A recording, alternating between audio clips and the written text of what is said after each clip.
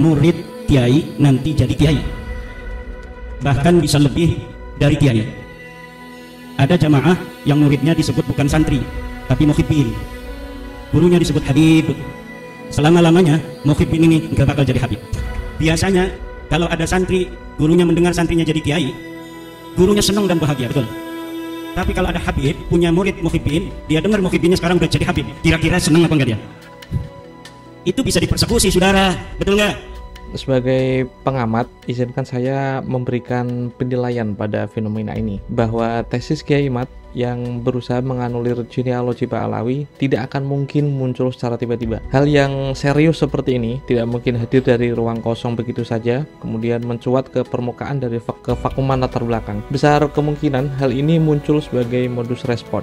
Respon terhadap apa? Dari segi judul, video ini tidak akan membahas latar belakang Kiai Imad yang sampai keroyo-royo mempertahankan respon segelak itu. Video ini hanya akan menelaah seberapa kokoh argumen Kiai Imad untuk layak disebut ilmiah. Kendatipun demikian, sebagai prolog, saya ingin menyampaikan sebuah sudut pandang supaya orang yang ingin ikut campur dalam cekcok ini punya landasan, bahwa mustahil kita bisa melarang siapapun di dunia ini untuk berpikir bahkan meragu, dan tidak mungkin bisa kita melarang Kiai Imad untuk berpikir bahkan meragukan keautentikan Mbak Alawi dengan kepalanya sendiri. Ini poin penting yang perlu dipahami semua orang, termasuk Mbak Alawi di seantero negeri, termasuk Robitoh Alawiyah sendiri. Dan tanpa harus menjadi Mbak Alawi, hanya mengandalkan akal sehat saja, sebenarnya sudah bisa menuntun kita bahwa peluang yang bisa kita lakukan untuk menjawab Kiai Imad sebagai orang terpelajar ialah menawarkan kerangka berpikir yang membuktikan sebaliknya, tentu dengan cara ilmiah yang sama. Akal dibalas akal, ilmu dibalas ilmu. Tolong tonton sampai habis biar tidak salah paham. Jangan lupa siapkan kopi terlebih dahulu.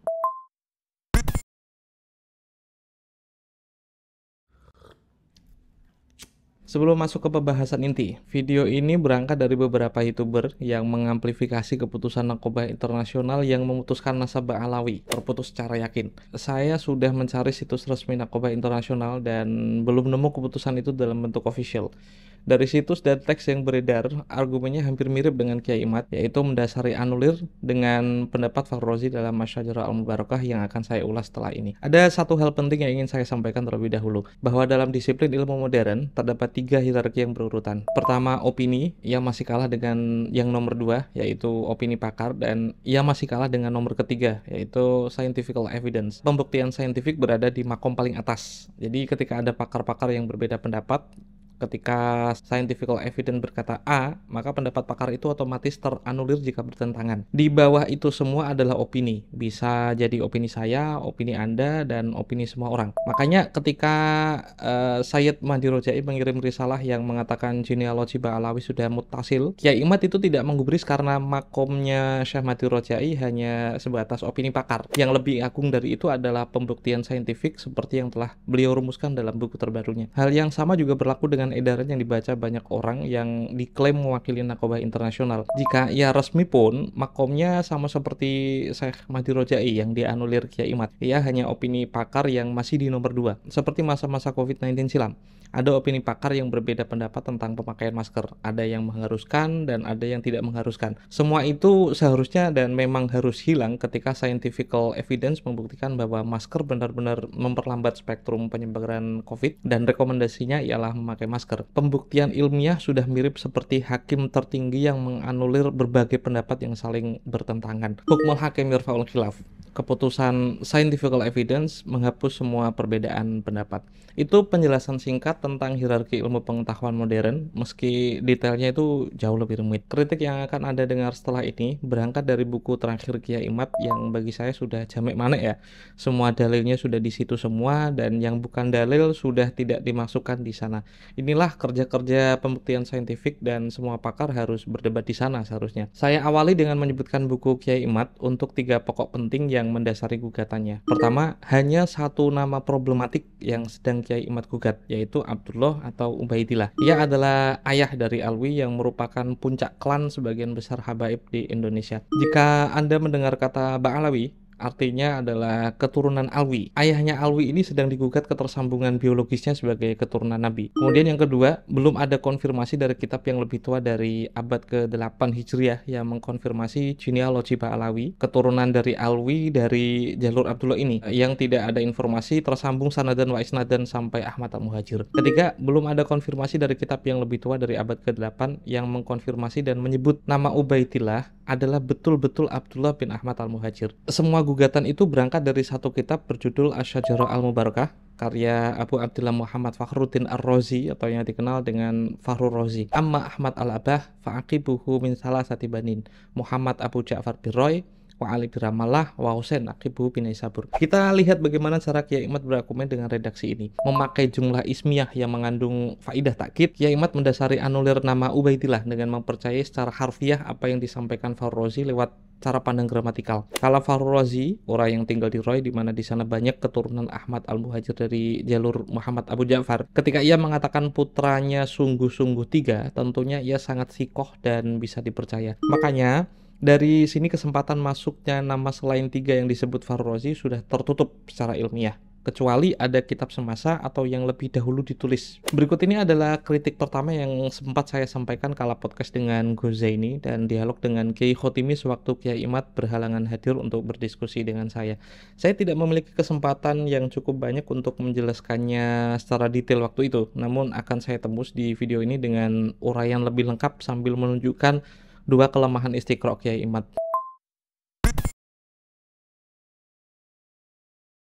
Jumlah ismiyah tadi, betapapun mengandung faidah taukid di dalam kalimat ini, tidak ada petunjuk ia berfaidah hasr sekaligus, atau mengkhususkan nama-nama yang disebut saja. Terjemah sederhana dari teks Fakhrur Razi, jika dialih bahasakan ke bahasa Indonesia dengan faidah taukid tadi, jadinya begini. Amma Ahmad al-Abah, fa'aqibuhu min salasati banin. Adapun Ahmad al-Abah, maka sungguh keturunannya itu 3 putra. Hasr itu, takhsisu amrin bi'akhar bitorikin makhsusin, mengkhususkan satu hal dari hal yang lain dengan jalan tertentu. Ia dipakai untuk menyempitkan jumlah sesuai apa yang disebutkannya saja. Hasr itu dalam bahasa Indonesia mewakili kata hanya, saja, tidak ada sesuatu kecuali A, dan semisalnya. Dari semua jalan yang tersedia untuk menopang hasr, saya tidak melihat kalimat di atas memiliki salah satunya. Mungkin Anda tidak setuju dengan saya, karena masih ada kaidah nahwu yang lain yang bisa dipakai untuk mengokohkan teori Kiai Imad bahwa anak Ahmad al-Abah hanya 3 saja. Ketidaksetujuan itu berangkat dari syahid yang disebutkan dalam Al-Quran, wa in ta'uddu nikmatallah, jika kalian menghitung nikmat Allah. Kata kuncinya nikmat di sini, meskipun ia isim jenis yang bermakna tunggal atau mufrad, ia mengandung keseluruhan nikmat Allah. Al-mufradul mudhafu yashtamilul umuma ya'ummu kullama yadkhulu fi hadzal ism. Isim mufrad atau kata tunggal yang diidhofahkan itu mencakup makna umum. Ia mencakup semua hal yang terkandung di dalam isim tersebut. Maka terjemah dari ayat tersebut yang paling tepat ialah jika kalian menghitung semua nikmat Allah. Jadi tidak hanya satu nikmat saja, tapi semua kenikmatan yang Allah berikan. Kaidah itu sah dipakai, dan mari kita coba terapkan. Amma Ahmad al-Abah fa'aqibuhu min salasati banin. Adapun Ahmad al-Abah, maka seluruh keturunannya adalah 3 pria. Jadi kata aqibuh yang mufrad dan diidhofakan ini seharusnya tidak dimaknai satu keturunan, tapi seluruh keturunannya adalah 3 pria. Dan nama-namanya persis seperti yang disebutkan oleh Fakhrur Razi. Ini harus diakui saran yang bagus, dan seharusnya Kiai Imad memakai kaidah ini karena lebih masuk akal daripada taukid tadi. Kendati pun demikian, entah faedah apa yang mau disodorkan oleh Kiai Imad dari jumlah ismiyah tadi, baik itu taukid, hasyr maupun syumulan hakikian, itu semua tidak akan ada artinya jika melawan bukti historis. Inilah yang mengantarkan Anda pada kelemahan argumen Kiai Imad yang kedua. Kita uji seberapa akurat analisa Kiai Imad memakai kaidah gramatikal tersebut untuk menganulir Ubaidillah. Pertama, kita harus mengerti dulu logika yang disusun Kiai Imad. Jika Kiai Imad benar bahwa jumlah ismiyah ini mengandung taukid atau peluang lain berfaedah hasron dan syumulan hakikian tadi, maka seluruh keturunan fulan hanyalah sejumlah yang disebutkan oleh Fakhrur Razi. Tidak hanya dari segi jumlah saja, nama-namanya pun harus sama persis dengan yang disebutkan Fakhrur Razi. Sekali lagi, jika redaksi jumlah ismiyah Fakhrur Razi menyebutkan anak dari fulan adalah 3 dan mereka adalah A, B, dan C, maka itulah jumlah keturunannya. Sekaligus nama selain A, B, dan C sebagai anak fulan itu tertutup secara ilmiah. Mari kita ukur seberapa ilmiah argumen itu. Dimulai dari redaksi yang dipakai Kyai Imad untuk menganulir Ubaidillah. Amma Ahmad al-Abah fa'aqibuhu min salasati banin, Muhammad Abu Ja'far bin Roy wa Ali bin Ramallah wa Husain aqibuhu min Naisabur. Terjemahan kalimat di atas dengan cara Kyai Imad. Adapun Ahmad al-Abah, maka sungguh keturunannya itu dari 3 putra, Muhammad Abu Ja'far di Roy, Ali di Ramallah, dan Husain yang keturunannya di Naisabur. Sayangnya Kyai Imad tidak menuliskan redaksi setelahnya. Padahal dari sana kita tahu sebuah petunjuk seberapa kuat ide hanya ada 3 ini. Redaksi itu adalah Amma Muhammad Abu Ja'far fa'aqibuhu min rajulin wahidin ismuhu Ali wa aqibu Ali hadza min rajulin wahidin ismuhu Husain Abul Qasim. Kita coba terjemah dengan cara Kyai Imad, yaitu jumlah ismiyah yang mengandung takkid. Adapun Muhammad Abu Ja'far sungguh memiliki 1 anak laki-laki bernama Ali, dan Ali ini sungguh memiliki anak bernama Husain Abul Qasim. Resume sesuai logika Kyai Imad jadinya begini. Muhammad Abu Ja'far punya anak tunggal bernama Ali, dan Ali juga punya anak tunggal bernama Husain. Grafik semata wayang garis keturunan di atas seperti ini: Ahmad, Muhammad, Ali, Husain. Tidak ada kesempatan memasukkan nama lain karena sudah tertutup secara ilmiah. Kita uji seberapa kuat itu. Untuk menguji apakah angka dan nama ini sudah final berdasarkan jumlah ismiyah tadi, saya ajukan kritik sumber dengan komparasi kitab yang lebih tua. Coba kita cari siapa itu Muhammad bin Ahmad yang diganti Roy. Muntaqilatut Thalibiyah, karena Ibnu Tubatuba mendokumentasikan perpindahan keturunan Abi Thalib termasuk kota Roy. Birroy Muhammad bin Ahmad An-Nufat bin Isa bin Muhammad Al-Akbar. Akibuhu Muhammadun wa Aliyun wal Husain. Di kota Roy ada keturunan Abi Thalib yang bernama Muhammad bin Ahmad An-Nufat. Keturunannya ada 3, Muhammad, Ali, dan Husain. Dari Muntaqilah diketahui bahwa Muhammad yang disebut dengan Fakhrur Razi beranak tunggal bernama Ali ternyata punya anak 3, Muhammad, Ali, dan Husain.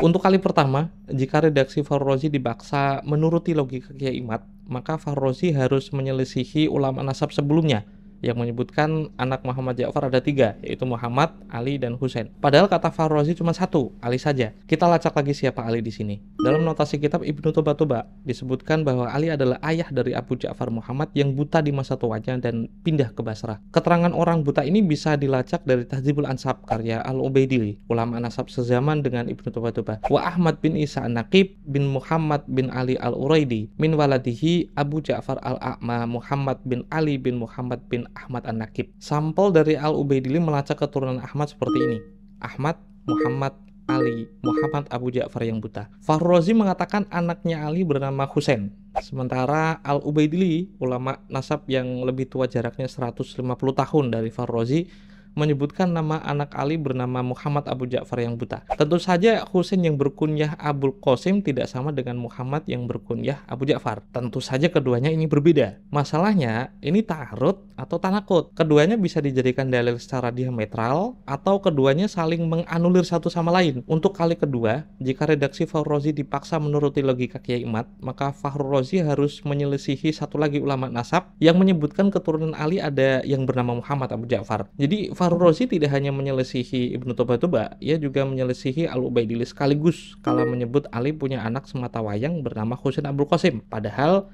Al-Ubaidili merekam nama anak Ali adalah Muhammad Abu Ja'far. Namun jika redaksi Fakhrur Razi tidak kita maknai seperti Kyai Imad tadi, yaitu takkid, maka kita menemukan petunjuk bahwa informasi Fakhrur Razi justru bisa melengkapi keterangan Al-Ubaidili. Dan inilah yang menurut saya paling masuk akal. Tak menyebutkan nama, Al-Ubaidili hanya memberikan kode bahwa Muhammad Abu Ja'far yang buta memiliki saudara laki-laki yang tinggal di gunung dan berketurunan. Jika redaksi Fakhrur Razi masih belum final, kala ia menyebutkan anak dari Ali bernama Husain Abul Qasim, mungkin ia adalah nama saudara Muhammad Abu Ja'far yang tinggal di gunung dan berketurunan itu. Bagaimana cara membuktikannya? Al-Fakhri fi Ansabit Thalibin karya Al-Marwazi. Kitab ini sezaman dengan Fakhrur Razi. Ada kode tentang siapa saudara Muhammad Abu Ja'far yang tinggal di gunung, atau lebih tepatnya gunung mana. Minhum Abu Ja'far Al-A'ma Muhammad bin Ali bin Muhammad bin Ahmad Al-Abah.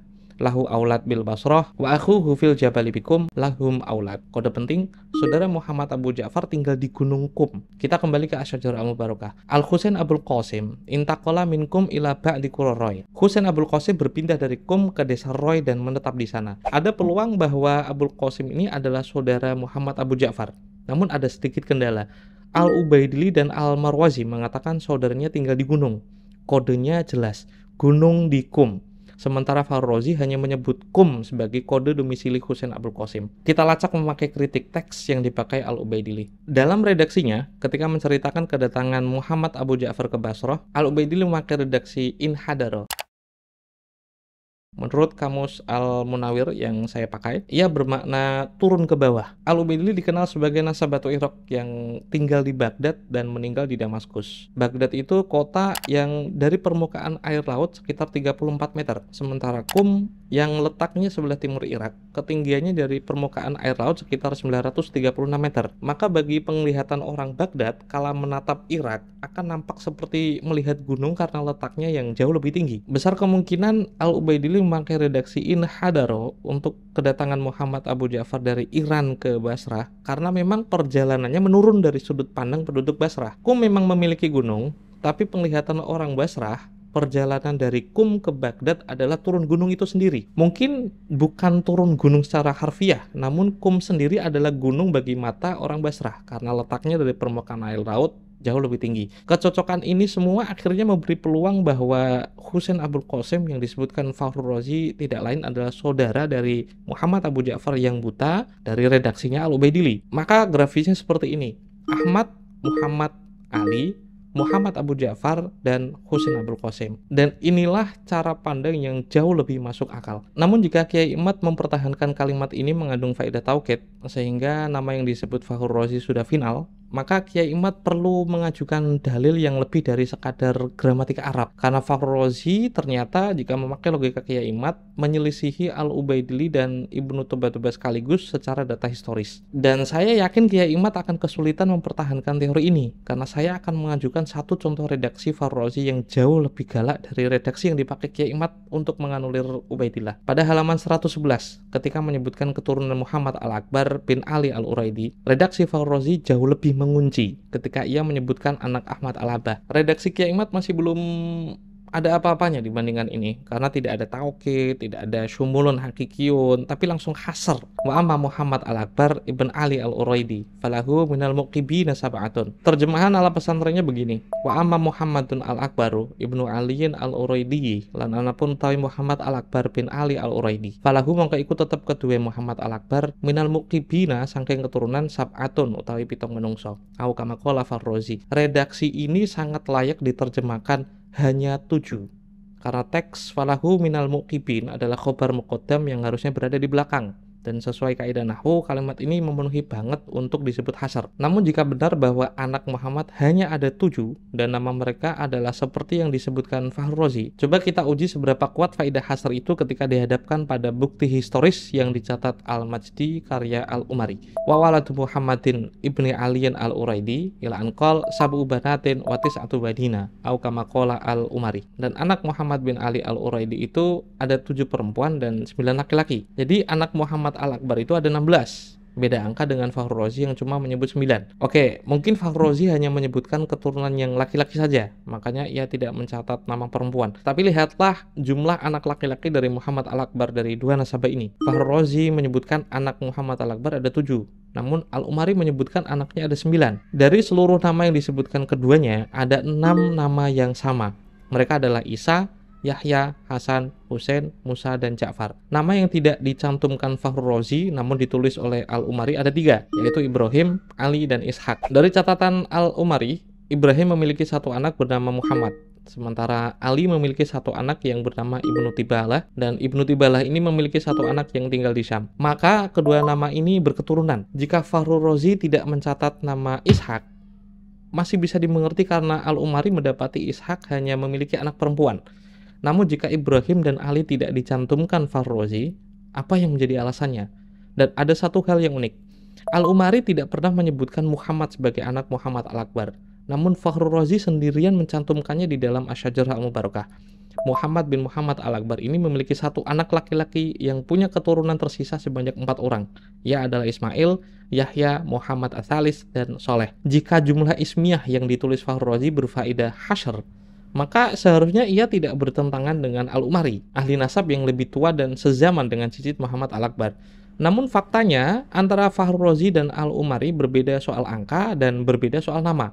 Itu jika hasrnya ditetapkan. Atau memang jumlah ismiyah yang jelas-jelas hasr ini tidak berfaedah apa-apa. Ya, hanya jumlah ismiyah biasa yang tidak berarti final. Seperti informasi Fakhrul Razi ternyata melengkapi informasi Al-Ubaidili sebelumnya tentang Muhammad Abu Ja'far. Dan besar kemungkinan informasi Fakhrul Razi juga melengkapi informasi Al-Umari ini. Dan menurut saya ini lebih masuk akal. Jauh lebih masuk akal dibandingkan teori Kiai Imad yang mekso jumlah ismiyah ini berangka dan bernama final. Karena paragraf selanjutnya, informasi Fakhrul Razi menjelaskan keturunan Isa bin Muhammad Al-Akbar dengan komposisi yang sama, yaitu hasar. Redaksinya seperti ini. Amma Isa falahu minal muqibina hada asyara rajulan. Adapun Isa bin Muhammad Al-Akbar, maka hanya baginya itu keturunan yang berjumlah 11 laki. Coba kita bandingkan dengan Al-Majdi sekali lagi. Fawalada Isa ar-Rumi khamsa banatin wa isna asyara waladan lam yaqibu. Wa mimman aqaba min waladihi au kama qala Al-Umari. Maka Isa ar-Rumi memiliki 5 anak perempuan dan 12 anak lelaki yang tidak memiliki keturunan. Di antara anak Isa yang memiliki keturunan ialah, setelah saya hitung, jumlahnya ada 17. Dari seluruh nama yang disebutkan, ada 10 nama yang sama. Mereka adalah Yahya, Ali Abu Turab, Musa, Ja'far, Ishaq Al-Ahnaf, Isa, Hasan, Husain, Ahmad Al-Abah, dan Muhammad Al-Azraq. Ada 5 nama yang masuk akal jika tidak ditulis Fakhrul Razi karena memang memiliki anak perempuan. Mereka adalah Ismail, Hamzah, Zaid, Qasim, dan Harun. Namun, dari catatan Al-Umari, ada 2 nama yang tidak ditulis Fakhrul Razi, yaitu Ibrahim yang memiliki banyak anak di Roy. Cukup aneh karena Roy adalah tempat tinggal Fakhrul Razi, dan Ali Al-Azhar yang memiliki 2 anak, 1 laki-laki, 1 perempuan. Artinya, kedua orang ini berketurunan dan salah satunya adalah tetangga Fakhrul Razi. Pertanyaan kemudian, kenapa tidak sampai ditulis? Apakah di masa Fakhrul Razi keturunan mereka berdua sudah punah? Untuk menjawab itu harus menghadirkan dalil, tidak boleh asal ngomong. Dan fakta menarik lagi, Fakhrul Razi sendirian dalam mencatat nama Abdullah Al-Ahnaf sebagai keturunan Isa. Di catatan Al-Umari menyebutkan Abdullah, namun ia tinggal di Madinah. Sementara Fakhrul Razi menulis Abdullah sebagai penduduk Syam. Meski nama keduanya sama, yaitu Abdullah, di dalam catatan Al-Umari, ia adalah keturunan Isa bin Muhammad Al-Akbar. Tidak ada nama Abdullah yang dicatat Al-Umari sebagai anak Isa. Ia bukanlah Abdullah Al-Ahnaf yang ditulis oleh Fakhrul Razi. Ternyata nama ini tidak tertulis di kitab yang lebih tua seperti Al-Majdi. Jika jumlah ismiyah yang ditulis Fakhrul Razi berfaedah hasr dan final, maka seharusnya ia tidak bertentangan dengan Al-Umari, ahli nasab yang lebih tua dan sezaman dengan Isa bin Muhammad Al-Akbar. Namun faktanya, Fakhrul Razi menyelisihi Al-Umari dari segi jumlah dan menyelisihi Al-Umari dari segi nama jika diberlakukan faedah hasar tadi. Untuk Kiai Imad dan semua orang yang memahami redaksi Fakhrul Razi seharfiah ini tanpa memperhatikan kritik sumber dan kritik teks, maka perlu menghadirkan dalil yang lebih dari gramatika Arab. Karena cara ini secara faktual sudah rontok di depan data historis yang lebih tua. Nah, jika sudah lebih dari 4 kali dibuktikan bahwa redaksi jumlah ismiyah ini tidak berarti apa-apa, bahkan hanya mungkin bisa dianggap jumlah ismiyah biasa, seharusnya kita bisa menilai bahwa ikhtiar Kiai Imad untuk menutup kemungkinan nama lain dari 3 yang disebutkan Fakhrul Razi tidak sepenuhnya ilmiah. Kenapa? Fakhrul Razi adalah orang yang sama yang menulis semua redaksi jumlah ismiyah itu di dalam kitabnya. Jika jumlah ismiyah paragraf sebelumnya lebih masuk akal jika tidak dianggap hasr, dan jika jumlah ismiyah setelahnya lebih masuk akal jika tidak dianggap taukid, apa yang membuat jumlah ismiyah yang dipakai Kiai Imad tidak berlaku hal yang sama? Menurut saya ini sudah bukan kebetulan lagi, tapi sudah menjadi pola. Untuk merubuhkan sebuah pola, Kiai Imad harus menghadirkan dalil bahwa jumlah ismiyah yang ia pakai untuk menganulir nama Ubaidillah memiliki pengecualian. Namun jika kesulitan, dan saya yakin pasti sulit merontokkan data historis dengan mainan terkip begini, maka ada kesimpulan alternatif yang lebih baik. Meskipun Fakhrul Razi menyebut 3, angka itu belum sepenuhnya final dan masih memiliki peluang untuk memasukkan nama lain, termasuk Ubaidillah. Konsekuensi logisnya, kitab Asy-Syajarah Al-Mubarakah karya Fakhrul Razi tidak sepenuhnya disebut kitab yang ihatoh atau kitab yang menyeluruh dan menulis secara administratif semua nama. Mungkin Anda berpikir, yang diminta Kiai Imad itu kitab tua yang menyebutkan nama Ubaidillah,